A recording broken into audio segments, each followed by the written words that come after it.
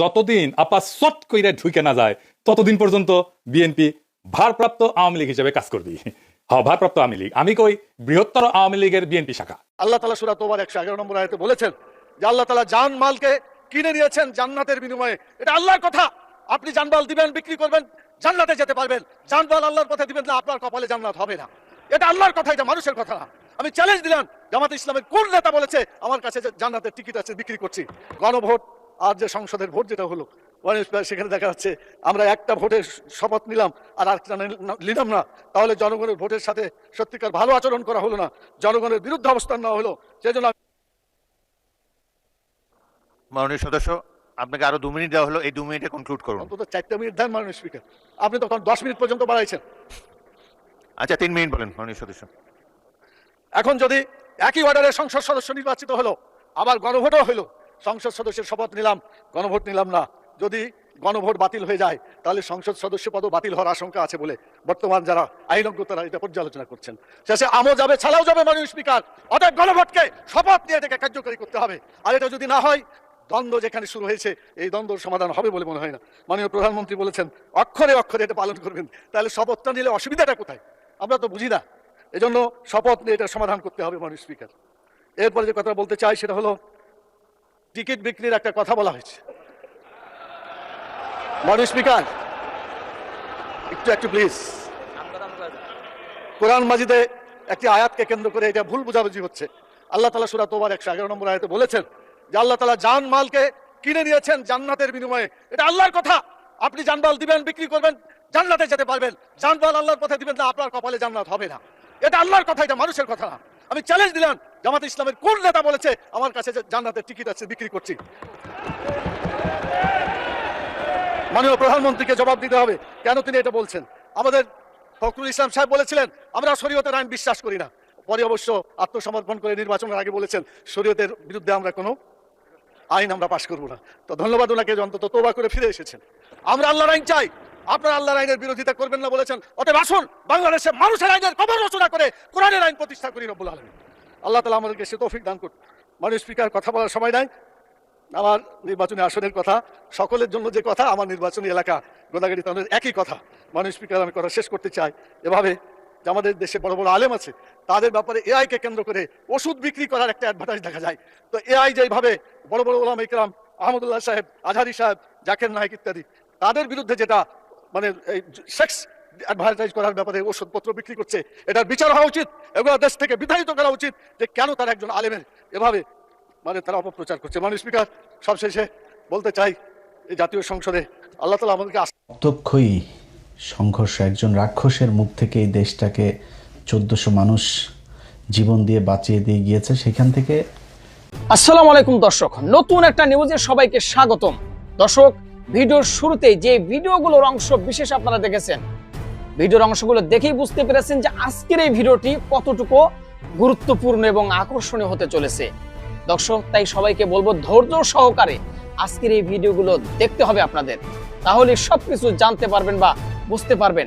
তো চলুন কথা না বাড়াই ভিডিওগুলো দেখে আসি। দাঁড়ান, যারা এখন পর্যন্ত আমাদের এই চ্যানেলটি সাবস্ক্রাইব করেন, প্রতিনিয়ত এ ধরনের গরম গরম খবরগুলো পেতে আমাদের চ্যানেলটি সাবস্ক্রাইব করে দিবেন। যারা করেছেন ধন্যবাদ। চলুন একটা লাইক দিয়ে বিস্তারিত সবগুলো ভিডিওর আলোচনাগুলো শুনে আসি। আমাদের সেনাপ্রধান জনাব ওয়াকারুজ্জামানের একটি বক্তব্য ঘিরে বাংলাদেশ এবং ভারতে প্রচন্ড আলোড়ন সৃষ্টি হয়েছে। বাংলাদেশের চেয়ে তার এই বক্তব্য বেশি আলোড়ন সৃষ্টি করেছে ভারতে। এমনকি বলা চলে ভারত সরকারের যেন কোথাও আগুন লেগে গেছে তার এই বক্তব্যের কারণে। তিনি কি বলেছেন? তিনি গত বৃহস্পতিবারে এই 23 এপ্রিল ঢাকার মিরপুরে একটা অনুষ্ঠানে বক্তব্য দিতে গিয়ে তিনি বলেছেন যে আমাদের পর্যাপ্ত আকাশ প্রতিরক্ষা ব্যবস্থা না থাকার কারণে রোহিঙ্গা ইস্যু আমরা মোকাবেলা করতে পারি নাই। অর্থাৎ তিনি চট্টগ্রামের কথা বলেছেন যে চট্টগ্রামে যদি আমাদের পর্যাপ্ত আকাশ প্রতিরক্ষা ব্যবস্থা থাকতো তাহলে এই যে দলে দলে রোহিঙ্গা দেশে প্রবেশ করেছে এটি আমরা ঠেকাতে পারতাম। তার এই বক্তব্যের ভিতরে তিনি আরো অত্যন্ত গুরুত্বপূর্ণ একটি কথা বলেছেন, যেটি সবচেয়ে ইন্টারেস্টিং এবং সবচেয়ে ভারতের কপালে ভাঁজ ফেলে দিয়েছে। সেটি হচ্ছে তিনি বলছেন যে আমরা দীর্ঘদিন মাল্টিরোল এয়ারক্রাফট কিনি নাই। আমাদেরকে যদি এই মাল্টিরোল এয়ার কমব্যাট থাকতো তাহলে আকাশ প্রতিরক্ষা ব্যবস্থা আরো বেশি উন্নত হতো। আর আকাশ প্রতিরক্ষা ব্যবস্থা ছাড়া একটি দেশের সার্বভৌমত্ব রক্ষা করাও কঠিন। পররাষ্ট্রনীতিও ঠিকঠাক মতো কাজ করানো কঠিন, এরকম ইত্যাদি ইত্যাদি আরো অনেক কথা তিনি বলেছেন। আর এক ধাপ এগিয়ে গিয়ে বলেছেন, আজকে যদি আপনি 1000 কোটি টাকা খরচ করেন, ভবিষ্যতে এটি আপনাকে 50,000 কোটি টাকার ক্ষতি থেকে রক্ষা করবে। তিনি আরো একটি উদাহরণ দিয়েছেন যে সময়ের 1 মোর এবং অসময়ের 10 মোর। তার এই বক্তব্য বুঝতে হলে তিনি এখানে কি বোঝাতে চেয়েছেন, কি বলতে চেয়েছেন, এইটা বুঝতে হলে তিনি এই বক্তব্যটা কখন দিলেন সেই সময়টা নির্ধারণ করা খুব গুরুত্বপূর্ণ। টাইমিংটা কিন্তু খুবই গুরুত্বপূর্ণ একটা বিষয়। প্রত্যেকটা বিষয়ের সাথে যদি আপনি টাইমিংটা রিলেট করতে পারেন, তাহলে তার গুরুত্ব আপনার কাছে খুব পরিষ্কার হয়ে ধরা দেবে।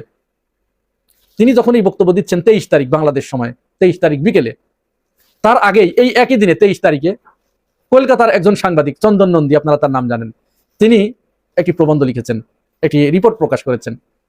তার সেই রিপোর্টে তিনি বলছেন যে পাকিস্তান থেকে টিটিপি অর্থাৎ তালেবান তেহরিক পাকিস্তান বাংলাদেশে জঙ্গি হামলা চালাচ্ছে, বাংলাদেশের বিমান বাহিনীতে জঙ্গিতে ভরে গেছে ইত্যাদি ইত্যাদি, মানে প্রচন্ড একটা ভয় ধরিয়ে দিয়েছেন যে পাকিস্তানের জঙ্গিরা, পাকিস্তান থেকে জঙ্গি এসে বাংলাদেশে ভরে গেছে, আর বাংলাদেশ বিমান বাহিনীতে পাকিস্তান থেকে তারা আসছে, এসে তারা বাংলাদেশের উপরে একটা মেসাকার করবে।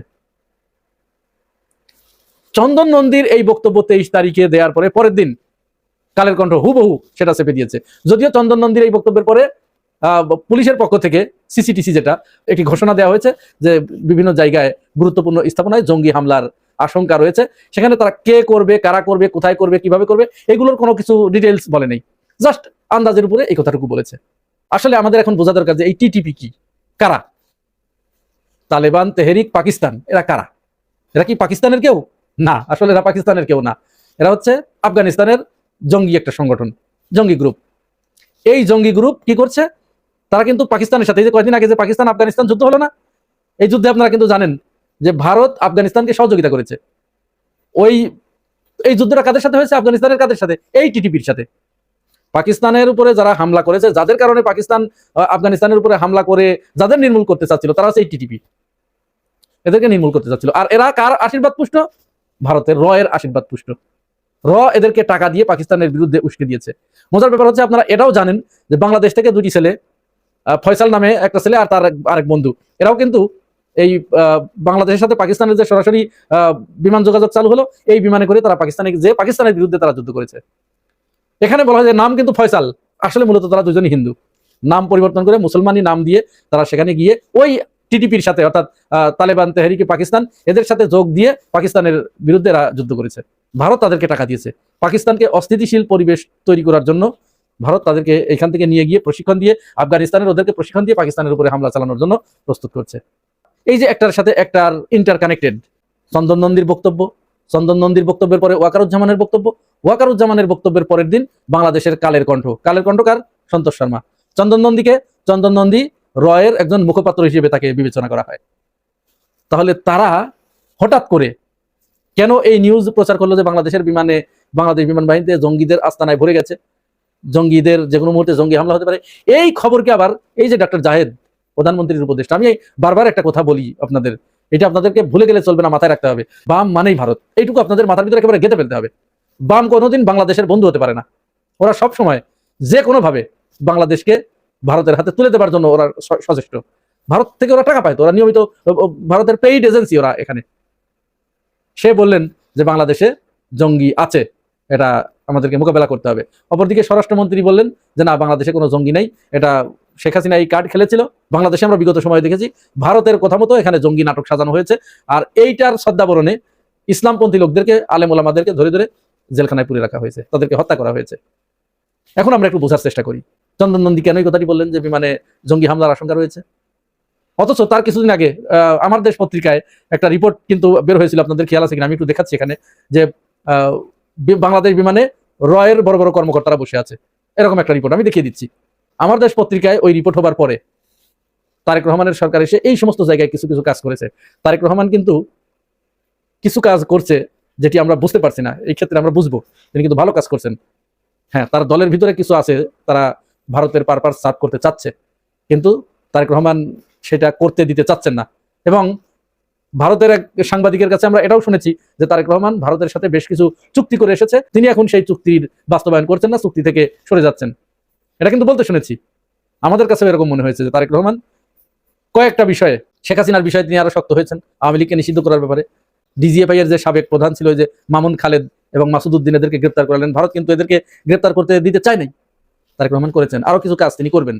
তাহলে যে বিমান ছিল ভারতের রয়ের ঘাঁটি, সেই জায়গায় জঙ্গি হামলা নাটকটা কেন এই মুহূর্তে আনা হলো, তাও ভারতের পক্ষ থেকে? এইখানে হচ্ছে খেলাটা হচ্ছে ইউনূস সরকার তার মেয়াদের শেষের দিকে এসে তিনি আকাশ প্রতিরক্ষা ব্যবস্থাকে ঢেলে সাজানোর জন্য, আরো আধুনিক করার জন্য তুরস্কের সাথে, আমেরিকার সাথে এবং পাকিস্তানের সাথে, সাথে চীনও ছিল, এদের সাথে কিছু চুক্তি করেছিলেন।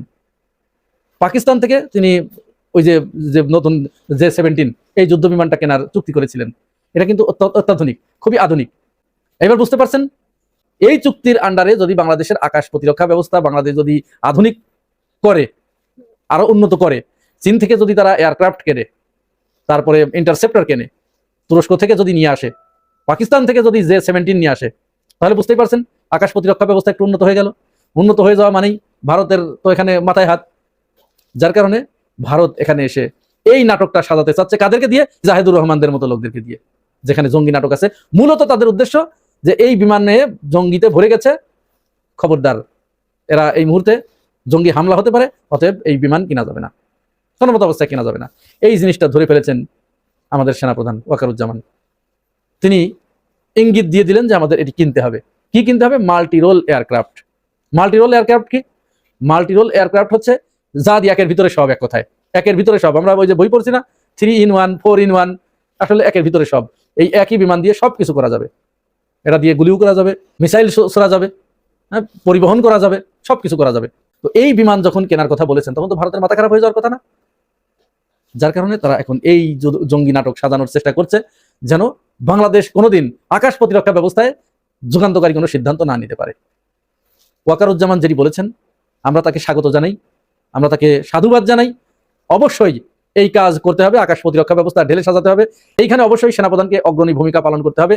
আর এই কাজ করতে গিয়ে যদি সেনাপ্রধানের কোনো বাধা আসে, প্রয়োজনে আমরা তার জন্য জান দিব, আমাদের জীবন জৈবন সব দিয়ে দিব, তবু এই কাজ। আমি অনেক আগে থেকে কইতেছিলাম যে বিএনপি ভারতীয় স্বার্থের কাছে আত্মসমর্পণ করেছে। আজ আমি সেই আত্মসমর্পণ করার টাইমলাইন আর ঘটনাগুলো প্রমাণ সহ দেখাবো। আপনি নিজেই সিদ্ধান্ত নিতে পারবেন আমার কথাগুলো সত্য কিনা। এই আলাপ শুরু করতে হলে আমাদের প্রথমে ফিরে যেতে হবে 2025 সালের অক্টোবর মাসে। তখনও নির্বাচনের 4 মাস বাকি। তারেক রহমান মিডিয়া সাক্ষাৎকার দিতেছেন 17 বছরের মধ্যে প্রথমবার বিবিসি বাংলার সাথে। সেই সাক্ষাৎকারে তারেক রহমান 3টা কথা কইছিলেন। প্রথম কথা, বাংলাদেশ সবার আগে, আমি আমার দেশের মানুষের স্বার্থ সবার উপরে রাখবো। ইংরেজিতে কইছিলেন বাংলাদেশ কামস ফার্স্ট। ইংরেজি যেহেতু কইছে ঠিকই কইছে। দ্বিতীয় কথা, উনি কইছিলেন অবশ্যই আমি আমার পানির ন্যায্য হিস্সা চাই, অবশ্যই আমি আর একটা ফেলানিকে কাটা তারে ঝুলতে দেখতে চাই না। এই কথাটা শুনে আমার গায়ে কাটা দিছিল। ফেলানির নাম, যে ফেলানি হয়ে গেছে বাংলাদেশে ভারতের সীমান্ত অত্যাচারের প্রতীক, সেই ফেলানির নাম তারেক রহমান উচ্চারণ করলেন, বললেন আর না। তৃতীয় কথা, ভারত যদি একজন স্বৈর শাসককে আশ্রয় দিতে চায় এবং বাংলাদেশের মানুষের কাছে অপ্রিয় হইতে চায়, সেটা তাদের পছন্দ। বাংলাদেশের মানুষ দূরত্ব রাখার সিদ্ধান্ত নিছে, আমাকে আমার জনগণের পাশে দাঁড়াইতে হবে। বাংলাদেশের মানুষ দূরত্ব রাখার সিদ্ধান্ত নিছে, এটা সে বলছে। আমরা পরে দেখবো সে দূরত্বটা কেমন রক্ষা হইতেছে, সে কিভাবে জনগণের পাশে দাঁড়াইছে তারেক রহমান। এই কথাগুলো শুধু তারেক রহমান বলেনি, বিএনপি পুরো লিডারশিপ র্যাঙ্ক এন্ড ফাইল একই সুরে কথা বলছে। এটাই ছিল তাদের ন্যারেটিভ। আমি আপনাদের দলিল দেখাই। 2024 জানুয়ারি মাস যশোরের বেনাপোল সীমান্তে বিএসএফ এর গুলিতে মারা গেলেন বাংলাদেশের বিজেপি সদস্য মোহাম্মদ রাইসুদ্দিন। 6 দিন পরে লালমনিরহাটে পাটগ্রামে আবার গুলি, আবার মৃত্যু। এইবার নিহত হইলেন রফিউল ইসলাম টুকলু। তো রিজভি ভাই কিসি গেটের ভিতরে বসে স্লোগান দেওয়ার সময় মাঝে মাঝে প্রেস কনফারেন্সও করতেন। উনি কইলেন বিএসএফ বাংলাদেশিদের পাখি শিকার করার মতো গুলি করে মারে, আন্তর্জাতিক আইনে এটা গুরুতর অপরাধ। ঠিক একই সময় বিএনপি স্ট্যান্ডিং কমিটি বিবৃতি দিল, এই যে এটা এখনো পাবেন ওয়েবসাইটে, ইংরেজি যেহেতু কইছে ঠিকই কইছে, তাই না? বাংলায় হয় দিল্লির সাথে শেখ হাসিনার আজ্ঞাবহ স্থায়ী রাজনৈতিক বোঝাপড়ার ফলাফল বিএসএফ এর গুলিতে বাংলাদেশের সীমান্ত হত্যার বিষয়ে নীরব থাকা। বিএসএফ বাংলাদেশের সীমান্তকে রক্তের খেলায় পরিণত করছে। এটা বাংলাদেশের জনগণকে হাঁটু গেড়ে রাখার আধিপত্যের বার্তা। ঠিক 2 মাস পরে 2024 সালের মার্চ মাসে নওগাঁর পোরশা সীমান্তে বিএসএফ এর গুলিতে মারা গেলেন আলামিন। একই রাতে লালমনিরহাটের আদিতমারি সীমান্তে গুলি খেয়ে আহত হয় লিটন মিয়া, তাকে বিএসএফ তুলে নিয়ে গেল। পরে ভারতীয় হাসপাতালে তার মৃত্যু হইল। মির্জা ফখরুল বিবৃতি দিল, দামি সরকার আর মন্ত্রীরা চুপ করে আছে। একজন বাংলাদেশিকে গুলি করে মারার পর আর একজনকে তুলে নিয়ে যাওয়ার পরেও তারা একটা কথাও বলেনি। প্রতিবাদের কথা তো দূরে থাক, এই দামি সরকারের আজ্ঞাবহ পররাষ্ট্রনীতির কারণে বাংলাদেশের নাগরিকদের জীবন অনিরাপদ। ক্ষমতা টিকায় রাখতে তারা দেশের স্বাধীনতা এবং সার্বভৌমত্ব দুর্বল করতেও দ্বিধা করে না। এটা মনে রাখবেন, সীমান্ত হত্যায় হাসিনা প্রতিবাদ করেনি জন্য সে বলতেছে ক্ষমতা টিকায় রাখতে তারা দেশের স্বাধীনতা সার্বভৌমত্ব দুর্বল করতে দ্বিধা করে না। আমরা দেখবো বিএনপি ক্ষমতায় আসার পরে কি করছে। দামি সরকার, আজ্ঞাবহ পররাষ্ট্রনীতি, খুব বড় বড় কথা, সার্বভৌমত্ব বিসর্জন। 6 এপ্রিল 2026 পাটগ্রাম ধবলসুতি সীমান্ত বিএসএফ এর গুলিতে আহত হয়েছে মিজান হোসেন, 18 বছর বয়স। পরদিন পররাষ্ট্রমন্ত্রী খলিলুর রহমান দিল্লি রওনা হলো। 8 এপ্রিল 2026 একই পাটগ্রাম ধাবলগুড়ি সীমান্ত বিএসএফ এর গুলিতে নিহত হইল আলী হোসেন, 49 বছর বয়স, কৃষক, পরিবারের একমাত্র উপার্জনক্ষম ব্যক্তি। বিএসএফ মৃতদেহ নিয়ে গেল। একই উপজেলায় আবার সীমান্ত হত্যা। 2024 কইছে, আবার দেখেন কি কইছে, সরকার আর তার মন্ত্রীরা চুপ, একজন বাংলাদেশিকে গুলি করে মারার পর একটা কথা বলেনি, এই সরকারের আজ্ঞাবহ পররাষ্ট্রনীতির কারণে বাংলাদেশিদের জীবন অনিরাপদ। একই বাস্তবতা 2026-এ, একই বিএসএফ, একই মৃত্যু, একই নিরাপত্তা, শুধু ফখরুলের পথ বদলাইছে। তাহলে দামি সরকার কে রে বালচুন? কি এখন মুখটা বন্ধ কেন বলেন তো? কি বলছিলেন সীমান্ত হত্যা নিয়ে? বাড়ি কোথায় গোপালী? শুধু তাই না, হাসিনা পড়ার পরে আন্তর্জাতিক মানবাধিকার দিবসে বিএনপি কি বোম্বাস্টিক কথা কইছিল সেটা দেখি। নির্বাচনের ঠিক 2 মাস আগে ফখরুল ইসলাম বিবৃতিতে বলল, হিউম্যান রাইটস সাপোর্ট সোসাইটির রিপোর্ট অনুযায়ী বিএসএফ এর গুলিতে 69টা আক্রমণে 24 জন বাংলাদেশি নিহত হয়েছে, 38 জন আহত হয়েছে, 60 জন আটক হয়েছে। বিএসএফ জোর করে 3399 জনকে বাংলাদেশে পুশিং করেছে, আর ভারতীয় উপকূলরক্ষী বাহিনী বঙ্গোপসাগরের কাছে 108 জন বাংলাদেশি জেলেকে আটক করছে। 3399 জনকে পুশিং করেছে। বিএনপি কইছিল 3399 জন মানে একটা ছোটখাটো গ্রামের পুরো জনসংখ্যা জোর করে ছেড়ে দিছে বাংলাদেশে। এই হলো বিএনপির অভিযোগ ভারতের বিরুদ্ধে নির্বাচনের আগে। তখন তাদেরকে দেখাইতে হবে আমরা ভারতের বিরুদ্ধে স্ট্রং ম্যান, আমরা বিপ্লব করব ভারতের বিরুদ্ধে। এরপরে হলো 6 ফেব্রুয়ারি 2026, ভোটের 6 দিন আগে বিএনপি তাদের 51 দফা ইশতেহার প্রকাশ করলো। ইশতেহারের মূল স্লোগান হচ্ছে সবার আগে বাংলাদেশ। এই স্লোগানটা এবি পার্টির কাছ থেকে চুরি করেছে। এবি পার্টি দেখেন তাদের সকল রাজনৈতিক কর্মসূচিতে এই স্লোগান বারবার ব্যবহার করছে। বিএনপি সামনে এই স্লোগান মেরে দিচ্ছে। এটা স্লোগানের লোভ সামলাতে পারে না, জনগণের সম্পদ, রাষ্ট্রের বিপুল সম্পদের লোভ কেমনে সামলাবে? আর একটা রাজনৈতিক স্লোগান তৈরি করতে পারে না, এতটাই দেউলিয়া ওরা। কয়েক ছবি দেখান, ইরিটেশন তারিখগুলো দেখায়েন, হ্যাঁ দেখেছেন কার স্লোগান কে মারিছে, ধুলায় অন্ধকার। আরেকটা স্লোগান ছিল ফ্রেন্ডস ইয়েস মাস্টার্স নো, বন্ধু চাই প্রভু না। ইসরায়েলে কি ছিল? সীমান্তে গুলিবর্ষণ বন্ধ করতে কঠোরতম অবস্থান, হাসিনা আমলের সব বিদ্যুৎ জ্বালানি চুক্তির পূর্ণ পর্যালোচনা, তিস্তার পানি ফারাক্কা চুক্তি, এই সমস্ত বালসাল মেলা কিছু বলছিল। 2024 সালের জানুয়ারি থেকে 2026 সালে ফেব্রুয়ারি পুরো 2 বছর ধরে বিএনপির একটাই কণ্ঠস্বর, একটাই প্রতিশ্রুতি, একটাই অবস্থান। আমার সাথে তারেক রহমান নিজে বিএনপি ভারতীয় পণ্য বয়কট মুভমেন্ট করতেছে, আমরা একসাথে প্ল্যানিং করতেছি, এক্সিকিউট করতেছি। আর এই খলিলুর রহমান আমাদের সেই ভারতীয় পণ্য বয়কট মুভমেন্টের ন্যারেটিভ তৈরি করতে হেল্প করতেছেন। এই ছিল চুক্তি জনগণের সাথে ভোটের আগে। এখন প্রশ্ন, ক্ষমতা এসে এই চুক্তি কি ছুঁড়ে ফেলছে বিএনপি? আসেন এক এক করে দেখি। প্রথমে আদানি। 2025 সালে জানুয়ারি মাসে ফখরুল সাহেব বলছিলেন ক্ষমতা আসলে আমরা গত 15 বছরের সব বিদ্যুৎ জ্বালানি চুক্তি পর্যালোচনা করবো। ওই দিন ফখরুলের পাশে বসেছিল ইকবাল হাসান মাহমুদ টুকু, একটা রিপোর্ট উপস্থাপন করছিলেন উনি। সেই রিপোর্টের নাম ছিল বিদ্যুৎ জ্বালানি খাতে দুর্নীতি। টুকু সাহেব সেদিন স্পষ্ট করে বলছিলেন এই চুক্তিগুলো ক্লোজ টেন্ডার করা হয়েছে, আইনি প্রক্রিয়াকে পাশ কাটায়, ক্ষমতাশীল দলের পছন্দের ব্যক্তিদের সুবিধা দেওয়ার জন্য। ক্লোজ টেন্ডার মানে অবৈধ প্রক্রিয়া, ক্ষমতা আসলে পর্যালোচনা করা হবে, বাতিল করা হবে, এটাই ছিল প্রতিশ্রুতি। নিজেরাই বলছে, আমরা বলি নাই। একই ইকবাল হাসান মাহমুদ টুকু শপথের দিন সাংবাদিকরা তাকে ঘিরে ধরে জিজ্ঞেস করলেন, স্যার আদানি চুক্তি কি বাতিল হবে? মন্ত্রীকে উত্তর দিলেন ইংরেজি, I need to do homework, we need to do lots of brainstorming. আমাকে হোমওয়ার্ক করা লাগবে, প্রচুর ব্রেনস্টর্মিং করতে হবে, মানে মগজের ঝড় তোলা লাগবে। এই জন্য চুপ্পুরে এদের এত পছন্দ। হ্যাঁ দেখেন ঝড় তুলতে পারে চুপ্পু, সেই জন্য ওকে এত পছন্দ। টুকু ভাই আপনার হোমওয়ার্ক লাগবে কেন? 14 মাস আগে কি হোমওয়ার্ক করেছিলেন? ক্লোজ টেন্ডার আইনি প্রক্রিয়া ভেঙে করা হয়েছে, এটা আপনি কইছিলেন। পছন্দের লোককে সুবিধা দেওয়া হয়েছে, আপনি কইছিলেন। এই তথ্য আপনার হাতে তখন ছিল, সেই তথ্য এখন 14 মাসে গায়েব হয়ে গেল। নাকি তথ্য বিরোধী দলে থাকার জন্য ছিল, মন্ত্রী হওয়ার পরে আর দরকার নাই? নাকি তখন হুদাই করেছিলেন বালসাল মানুষজনকে তাপ্পা দেওয়ার জন্য, প্রতারণা করার জন্য? এরপরে ব্লুমবার্গ একটা রিপোর্ট প্রকাশ করলো, এখানে লেখা হলো বিএনপি সরকার আদানি চুক্তি বাতিল করবে না, বিএনপি সরকার আদানি চুক্তি নেগোশিয়েট করবে, দাম নিয়ে দর কষাকষি হবে, চুক্তি থাকবে। বাহ, সব বরাবর হয়ে গেছে ইন্ডিয়ার সাথে, বুঝতে চাও? বাতিলের প্রতিশ্রুতি ছিল, হইলো রিনেগোসিয়েশন, দেখাইলো মুরগি, খাওয়াইলো ডাল। এই হতেছে বিএনপি। এই রিনেগোসিয়েশন কি হঠাৎ 16 ফেব্রুয়ারি পরে হয়েছে? হয়নি। এই সিদ্ধান্তের প্রস্তুতি অনেক আগে থেকেই চলতেছিল, এবং সেই প্রস্তুতির একটা মুখ ছিল, একটা নাম ছিল শামা ওবায়েদ। 2024 সেপ্টেম্বরে প্রণয় ভার্মার সাথে বিএনপির যে প্রতিনিধি দল বৈঠক করছিল, সেখানে 4 জন ছিল, তার একজন ছিল শামা ওবায়েদ। কে করছিল? ফখরুল, সালাউদ্দিন, নিতাই রায় চৌধুরী এবং শামা ওবায়েদ। এবার বুঝেছেন তো নিতাই রায় চৌধুরী কোন কোটায় সংস্কৃতি মন্ত্রী হয়েছে? ইন্ডিয়া তার ন্যারেটিভ বাংলাদেশে পুশ করে আর্ট কালচার দিয়ে, সেই ফ্রন্টে কেন নিতাই রায় চৌধুরী? বুঝেছেন তো? যাই হোক, শামা ওবায়েদের প্রসঙ্গ আছে। নিতাই রায় চৌধুরী সবসময় ইন্ডিয়ার সাথে মিটিং এ থাকে, আমি পরে আবার দেখাবো। শামা ওবায়েদকে বিএনপির সেক্রেটারি জেনারেল ছিল প্রয়াত কে এম ওবায়দুর রহমানের কন্যা, এবং গুরুত্বপূর্ণ তথ্য হইতেছে 2025 সালের নভেম্বর পর্যন্ত শামা ওবায়েদ ছিল আমেরিকান নাগরিক। 2টা পাসপোর্ট, বছরের পর বছর। এই শামা ওবায়েদ জানুয়ারি 2025 একটা সাক্ষাৎকার দিচ্ছেন কাকে? এএনআই, এশিয়া নিউজ ইন্টারন্যাশনাল, ভারতীয় সংবাদ সংস্থা, বিজেপির মাউথপিস, দিল্লি ভিত্তিক। এএনআই তাকে আদানি নিয়ে প্রশ্ন করলো, কি উত্তর দিলেন? নিজের কথা পড়ে শোনায়, ইংরেজি যেহেতু কইছে তাহলে ঠিকই কইছে। এটা বাংলা হইতেছে বাংলাদেশ একটা উন্নয়নশীল দেশ, শিল্পায়নের জন্য ক্লিন এনার্জি দরকার, আদানি গ্রুপ আগে এসে জ্বালানি প্রকল্পে বিনিয়োগে আগ্রহ দেখাইতেছে, এটা একটা পজিটিভ ব্যাপার। হ্যাঁ, বিএনপির নেতা ভারতীয় সংবাদ সংস্থাকে কইতেছে পজিটিভ আদানির বিষয়টা। নির্বাচনের 1 বছর আগে ইশতেহারে লেখা হলো হাসিনা আমলের বিদ্যুৎ জ্বালানি চুক্তির পর্যালোচনা করা হবে। স্ট্যান্ডিং কমিটির সদস্যরা বলছিলেন ক্লোজ টেন্ডার অবৈধ, বাতিল হবে, ফ্রেন্ডস ইয়েস মাস্টার্স নো। একদিকে দলের আনুষ্ঠানিক অবস্থান, অন্যদিকে দলের আরেকজন নেতা ভারতীয় মিডিয়াকে দিতেছে আদানির জন্য পজিটিভ সার্টিফিকেট। 2টা অবস্থান একসাথে চলতেছিল। সামনে বাতিলের বক্তৃতা, পিছনে আদানিকে সবুজ সংকেত, এভাবেই চলে দুই দিকে বিএনপির দুই দিকে। সামনে এক জিনিস, গোয়াতার এক জিনিস বিএনপি। এই শামা ওবায়েদের বাবা কে ছিলেন জানেন? কে এম ওবায়দুর রহমান। ওনারা না ছিলেন শামা ওবায়েদের সিলসিলা বোঝা যাবে না। কে এম ওবায়দুর রহমান কে ছিলেন? আসেন সেটা দেখি। এম ওবায়দুর রহমান প্রথম উল্লেখযোগ্য আওয়ামী লীগ নেতা, ছাত্রলীগ নেতা, যে বিএনপির মহাসচিব হয়েছিলেন। এই ফজা পাগলা প্রথম বিএনপি না, আর হাবিবুর রহমান হাবিব প্রথম বিএনপি না, ছাত্রলীগ থেকে। 1970 নির্বাচনে এমপি হয়েছিল, মুজিব আমলে প্রতিমন্ত্রী ছিল তার বাপ, বাকশালের নেতা, খন্দকার মোস্তাকের মন্ত্রী, আবার বিএনপি ভাঙ্গা আলাদা বিএনপি করেছিল 1988 সালে। এটা হয়তো অনেকে জানে না, কিন্তু মাথায় রেখে শামা ওবায়দের পরিবারে আওয়ামী সিলসিলার উত্তরাধিকার আছে। এবার আসে সীমান্ত হত্যার প্রশ্ন। তার মতো 12 দিন পরে প্রণয় ভার্মা সচিবালয়ে আসলে, মানে শিলং সালাউদ্দিনের দপ্তরে সালাউদ্দিন সাহেবের সাথে দেখা করতে বৈঠক হলো ঘন্টাখানিক। বৈঠকের পর সালাউদ্দিন সাহেব বললেন, আমরা সীমান্তে কোনো হত্যাকাণ্ড দেখতে চাই না। ভারতীয় পক্ষ এই বিষয়ে আন্তরিক বলে জানিয়েছেন। আরে মরে যাই কত আন্তরিক। বেশ কিছু অমীমাংসিত বিষয় আলোচনার মাধ্যমে সমাধান সম্ভব। আমরা প্রতিবেশী ভারতের সাথে পারস্পরিক সম্মান ও মর্যাদার ভিত্তিতে সম্পর্ক চাই। 16 মাস আগে এই লোকই কইছিল ব্লাড স্পোর্ট, মানে ওই যে স্থায়ী কমিটির মেম্বাররা যে বিবৃতি দিছে, রক্তের খলি খেলা বলছিল এই লোক, দিল্লির নৃশংসতার অভিযোগ করছিল এই লোক, এই শিলং সালাউদ্দিন। কিভাবে সে কথা ঘুরায়, জাতিসংঘে যাওয়ার দাবি করছিল। এখন একই ব্যক্তি বলতেছে ভারতের পক্ষ আন্তরিক, আলোচনায় সমাধান হবে। হাসিনাও তো একই কথা কইতো, পারস্পরিক সম্মান আর মর্যাদা, জাতিসংঘের নাম নাই, ব্লাড স্পোর্টস এর উল্লেখ নাই, রক্তের হোলি খেলার উল্লেখ নাই, দিল্লির নৃশংসতার কথা নাই। 16 মাসের মধ্যে ভারত কি হঠাৎ ভালো হয়ে গেছে? হ্যাঁ, হঠাৎ বদলে গেছে? বিএসএফ কি হঠাৎ ফুল নিয়ে সীমান্তে দাঁড়াইছে? পাখি শিকারের বদলে কি তারা শান্তির পায়রা উড়ানো শুরু করছে? কিছুই বদলায়নি, বদলাইছে শুধু পদ। বিরোধী দলে থাকার সময় যে ভাষা ছিল, ক্ষমতায় আসার সাথে সাথে সেই ভাষাটা উধাও হয়ে গেছে। কেন হয়েছে সেটা তো আমরা দেখতেছি। কারণ হইতেছে ঘুটু, ইন্ডিয়ার সাথে ঘুটু। এইবার আসেন, খলিল রহমান নায়ার গেছিল না কয়েকদিন আগে ইন্ডিয়ায়, সেখানে কি হয়েছিল? 18 এপ্রিল 2026 দিল্লি গেল, নায়ার গেল, বিএনপির মন্ত্রীরা 3 দিনের সফরে। এইটা পররাষ্ট্রমন্ত্রী হিসেবে খলিল রহমানের প্রথম ভারত সফর, বাংলাদেশ সরকারের সরকারি সফর। সফরকালে একটা চিঠি হস্তান্তর করলেন। চিঠিতে তারেক রহমান নিজে স্বাক্ষর করছে। চিঠিতে তিনি নিজেকে কি হিসেবে লিখছেন? 2 পরিচয় একসাথে, chairman of BNP, prime minister of Bangladesh.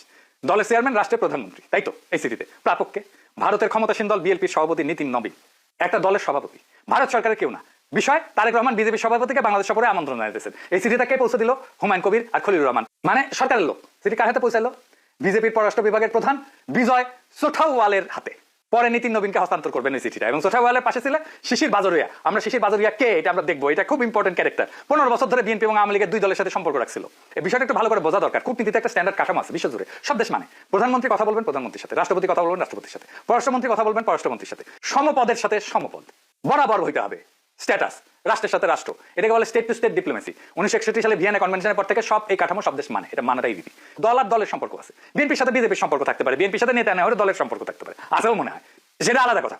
দলীয় সভাপতি অন্য দেশের দলীয় সভাপতিকে লিখবেন দলের পক্ষ থেকে, এটাও স্বাভাবিক। বিএনপির চেয়ারম্যান বিজেপির সভাপতিকে লিখতে পারে, তারেক রহমান এজ বিএনপির চেয়ারম্যান বিজেপির সভাপতিকে লিখতেই পারে, কোনো সমস্যা নাই। কিন্তু এই 2 চ্যানেল আলাদা করে থাকতে হবে, মিশাতে হয় না। কারণ দল ব্যক্তিগত প্রতিষ্ঠান, রাষ্ট্র জনগণের প্রতিষ্ঠান, দুইটার উদ্দেশ্য আলাদা।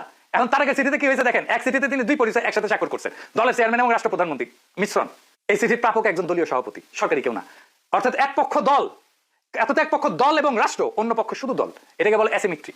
চিঠি বহন করতেছে একজন সরকারি উপদেষ্টা, সরকারি সফরে, সরকারি বিমানে, রাষ্ট্রের সময়, রাষ্ট্রের সম্পদ, রাষ্ট্রের মর্যাদা সবকিছু দলীয় সম্পর্কের সেবায়। এই ধরনের আচরণ বহুদলীয় গণতন্ত্রে কোথাও হয় না, কোথাও না। লেবার পার্টির নেতা ইউকে প্রধানমন্ত্রী হইলে তিনি ভারতের বিজেপি সভাপতিকে প্রধানমন্ত্রী হিসেবে চিঠি লেখেন না, লিখলে ব্রিটিশ সংসদে তুল কালাম হবে। Canadian prime minister Justin Trudeau যখন দলীয় তহবিল সংগ্রহের অনুষ্ঠানে বিদেশি কূটনীতিকদের আমন্ত্রণ করছিলেন 2015 সালে, তখন কানাডিয়ান এনডিপি সরাসরি বলছিল তিনি কানাডিয়ান ডিপ্লোমেসিকে দলীয় স্বার্থের জন্য বিপন্ন করছেন। এটা তুলনা করেন, শেখ হাসিনা 2014 সালে মোদীকে অভিনন্দন জানাইছেন, বিজেপির সভাপতি রাজনাথ সিংকে বাংলাদেশ সরকারে আমন্ত্রণ জানাইছিলেন। কিন্তু হাসিনা সেই চিঠিতে নিজেকে কি হিসেবে লিখছিলেন? বলছিলেন on behalf of Bangladesh Awami League and my own behalf, মানে বাংলাদেশ আওয়ামী লীগের সভাপতি হিসেবে সে করছিল। শুধু দলীয় পরিচয় না, প্রধানমন্ত্রী পরিচয় আলাদা রাখা হয়েছিল। তারেক সেই দূরত্ব রাখেনি, 2 পরিচয়কে একসাথে মিশাইছেন।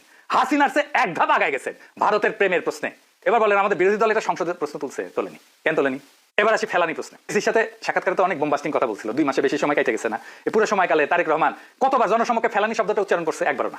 এমনকি সীমান্ত হত্যা হলেও সে কিছু বলে নাই, ফেলানির নাম মুখে আনেনি। যে ফেলানির নাম তার নির্বাচনী প্রচারণার কেন্দ্রে ছিল, তার ইমেজ বিল্ডিং এর কেন্দ্রে ছিল, সে ক্ষমতায় এসে আর উচ্চারণ করলো না। সীমান্ত হত্যা নিয়ে কোনো জনসমক্ষে বিবৃতি দিচ্ছে না। বিএনপি নিজের পরিসংখ্যানে যে 24 জন বাংলাদেশি নিহত হয়েছে বলছিল, সেই 24টা পরিবারের জন্য প্রধানমন্ত্রী কোনো শোক বিবৃতি দিচ্ছে, তাদের সাথে দেখা করছে, কথা বলছে, তাদের কোনো খোঁজ খবর নিছে নাইনি। বিএসএফ এর হাতে পুশিন হওয়া 3399 জনের জন্য কোনো প্রতিবাদ নাই, তাদের জন্য কি করছে? নাই, কিচ্ছু নাই, সব চুপ। সেই মানুষ, একই মানুষ যে বলছিল আর একটা ফেলানি ঝুলতে দেখতে চাই না, তার কণ্ঠস্বর এখন কোথায়? কি এখন মুখটা বন্ধ কেন? বলেন তো কি বলছিলেন? আর একটা প্রতিশ্রুতি ছিল তিস্তা জাতিসংঘে যাবে, এটাও তারেক রহমান নিজে বলছিল ফেব্রুয়ারি 2025-এ। শুধু তো আশা করি সবগুলো ভিডিও দেখেছেন এবং সকল বিশ্লেষকদের বিশ্লেষণগুলো মনোযোগ সহকারে শুনেছেন। তো প্রত্যেকটি বিশ্লেষকদের বিশ্লেষণ শোনার পরে আপনারা কি জানলেন, বুঝলেন? আপনাদের মূল্যবান মতামতটা ভিডিওর কমেন্ট বক্সে জানিয়ে দিন। আর হ্যাঁ, পারলে ভিডিওটি শেয়ার করুন। যারা এখন পর্যন্ত আমাদের এই চ্যানেলটি সাবস্ক্রাইব করেন, প্রতিনিয়ত এই ধরনের গরম গরম খবরগুলো পেতে আমাদের এই চ্যানেলটি সাবস্ক্রাইব করে আমাদের সাথে থাকুন। ইতিমধ্যে যারা অলরেডি সাবস্ক্রাইব করে দিয়েছেন সবাইকে অসংখ্য ধন্যবাদ জানিয়ে ভিডিওটি এখানে শেষ করছি। ভালো থাকবেন সবাই, আল্লাহ হাফেজ।